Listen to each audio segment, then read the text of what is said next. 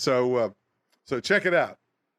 All right, let's get to the main event, basic SEO. Now, I got to say again, I don't want you depending on SEO or spending money on an SEO firm, which they pretty much hate me, and a bunch of them used to attack me regularly. What I'm going to tell you today is if you have an IQ at least half your shoe size, okay, you should be able to implement what I tell you today.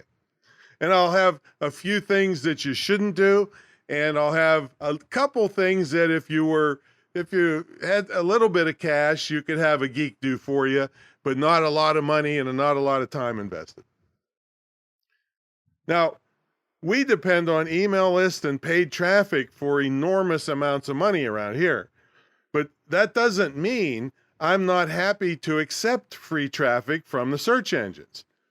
So these simple tips are going to give you a greater chance to be found, and you won't have to spend a nickel to implement them. Okay, now, first thing is last Monday, episode 466, I talked about backlinks. This is, if you were going to spend some time on SEO, this is the biggest payback and the fastest payback and the longest payback.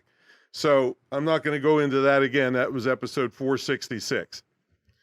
And then, of course, all of this revolves around what I've been harping on for 100 years is keyword research.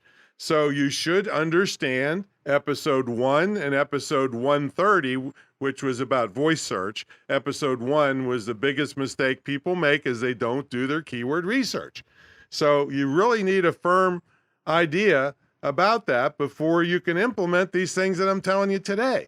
And if you hear a dog in the background, I would have a rescue dog here, and she's a little upset this morning. Jenna, quiet. I'm trying to tell these people not to waste money on SEO. I took her out twice already today. She's pooped and peed.